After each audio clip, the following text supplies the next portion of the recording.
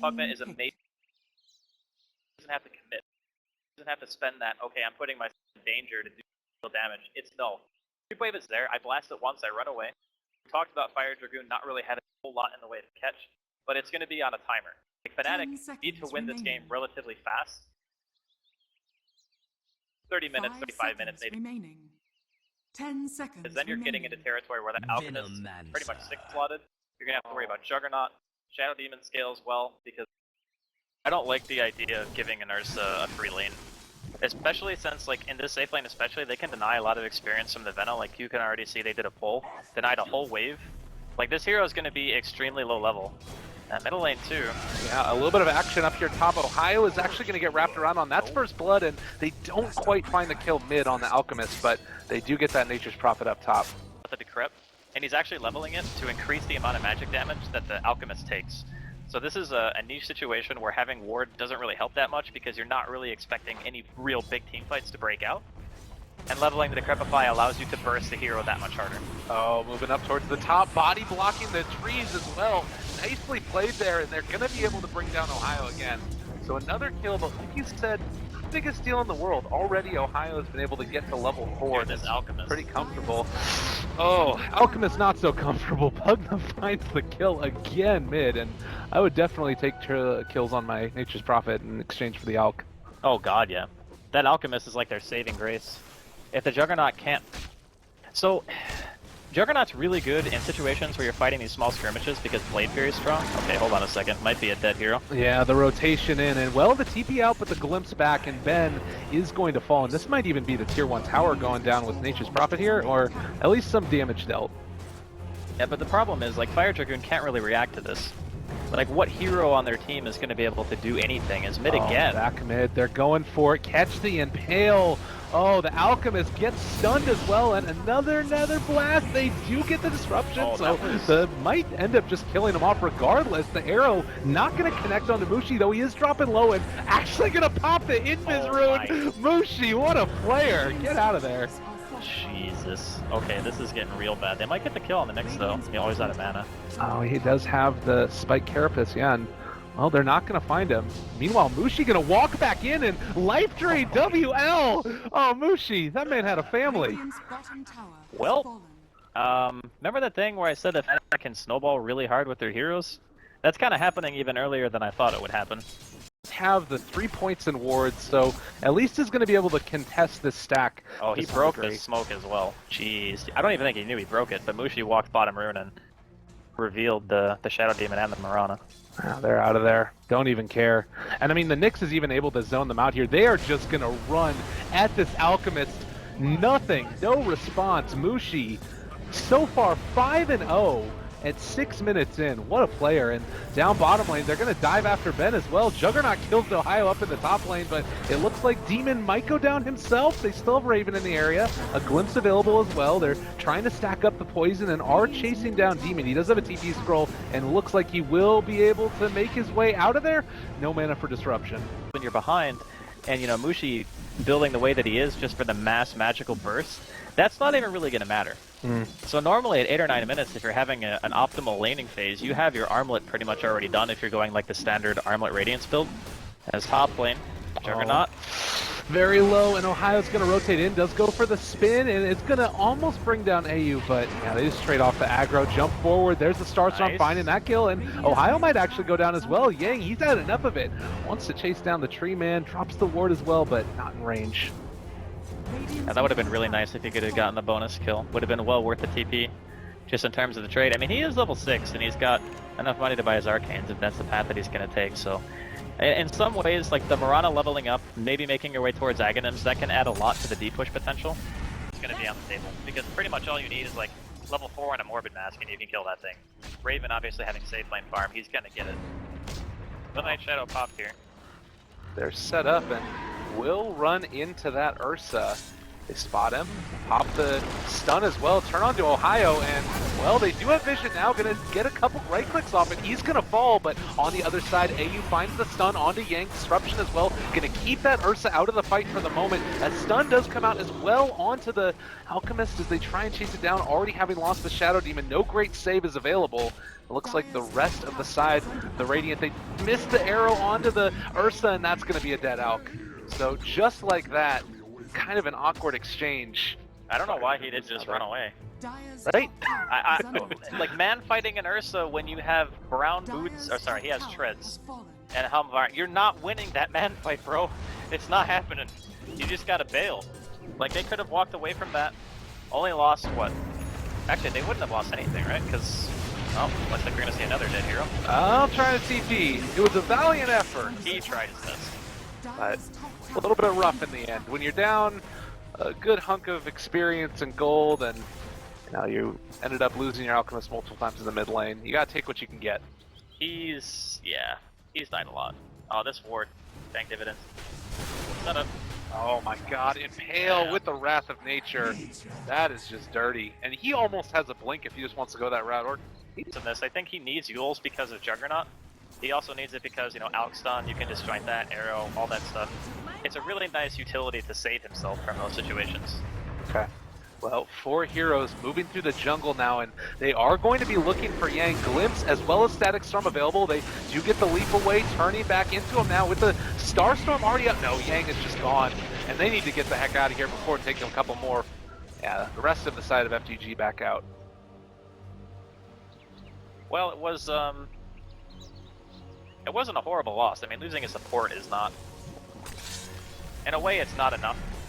Like, Fnatic need to continually apply this pressure and keep doing more. Looks like they're gonna potentially go for the Alchemist. I assume he's just waiting for the Chemical Rage to wear off. He really wanted to go for the Carapace play, but with the level 2 Chemical Rage on him right now, they need a heavy hitter, and Raven has made his way up here, along with Ohio.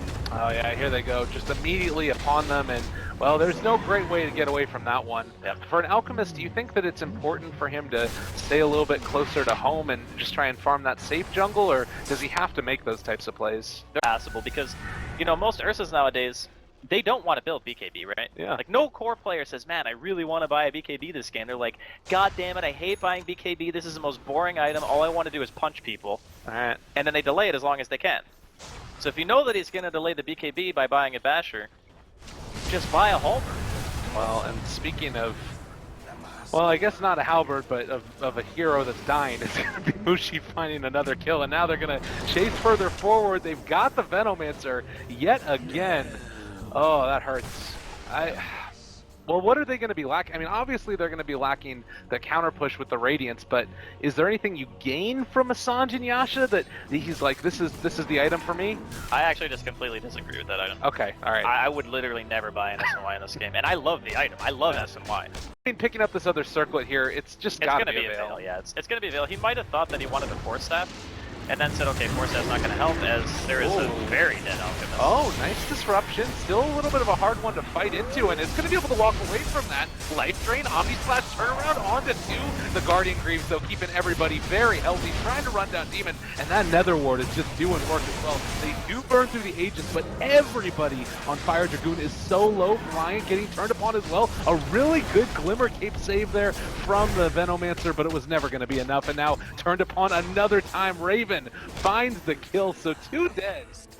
Burned through the Aegis, but it feels like a high price for it.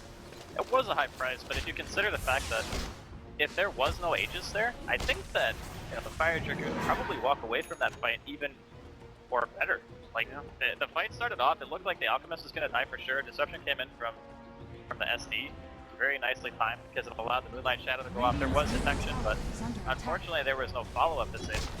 Walked it off, got the re-engage, which ended up killing Raven. And then they end up losing a couple of heroes. Unfortunate. Good. Bearman really mad and up in their face. A little bit of an awkward play there as they drop the Sprout on top of the Alch, and now pulling them back into it. They aren't going to be able to find the kill onto him. My god, that Shadow Demon died quick. Yeah, that. He just exploded. Yeah, Ohio has opted to save his ultimates more or less for any kind of kill. It's kind of the Nyx, Fury, and Synergy that we were talking about during the draft, and he just at this point is favoring the kill potential over keeping the lanes pushed, because I mean, let's be honest, they're all pushed anyway. He doesn't even need to pop Nature's Wrath to keep them out anymore. Alright, ding ding, round 2. They jump in and pale, but well, Raven decides he does want to go. Static Storm as well. Glimmer Cave's gonna keep that Alchemist alive. No detection that time. Dust coming far too late, and well, now life drains. They don't quite. They do get the kill. Oh, Pugna right on the edge. That was actually, he popped Chemical Rage, but there was a Nether Ward down, so he basically didn't regen health, and then like one tick of life drain killed him because of that. Oh, that hurts. That was mega unfortunate. Well, no Aether Lens needed as Mushi decides to go back instead. 4P at this point. Looks like they're going to go in for another round. I mean, how do you stop this if you're Fire Dragoon? Do you need to go for a wraparound play, or just hope that they overextend? A wraparound is probably the highest success chance. It's not. Oh, Ryan, you're a piggy. Stunned up again. Can they find the kill? He turns back around, and well, Glimmer Cave pulled back into them again. They jump forward with the Ursa. He's a little bit far away, but they've already lost the jug. Raven stunned for the moment, turns onto Ben. He is going to drop Life Drain, making it work. The Impale connects onto 3. Oh no, Fire Dragoon, they're all going down. Raven loses the Aegis, but 3 heroes out of there. Another Impale. My goodness gracious, they're all over him. Fnatic, I think, might have punched their ticket through to this one. Yeah, not looking great.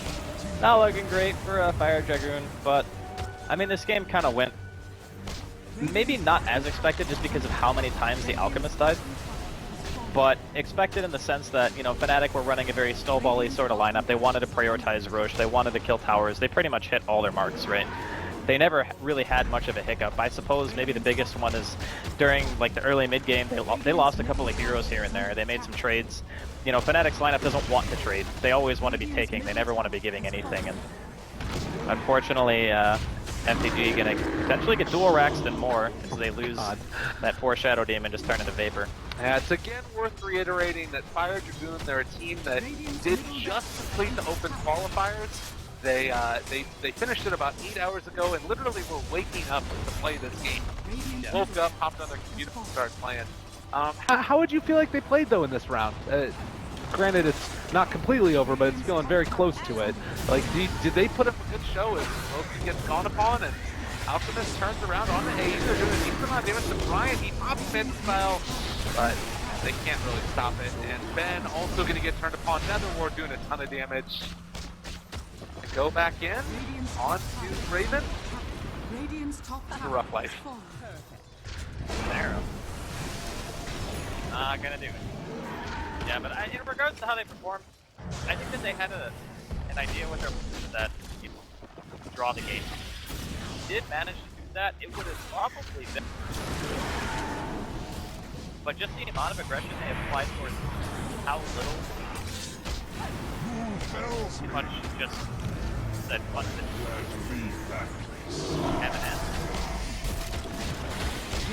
Raven again is gonna turn and start to bring that out. That is the second death. They bought back on Ohio. a lot of gold. They're getting naked, so.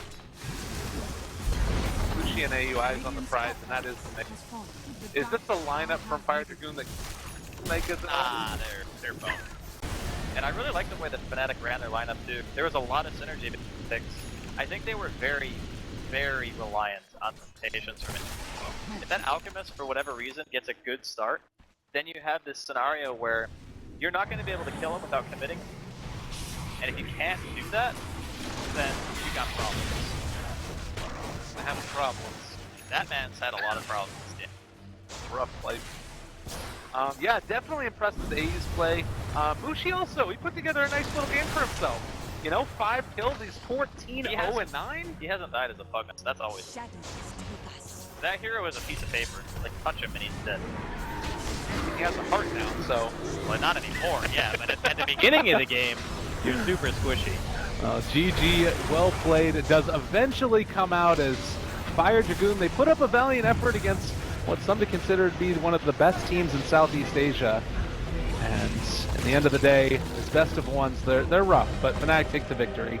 Yeah, it was well deserved. I really like the draft.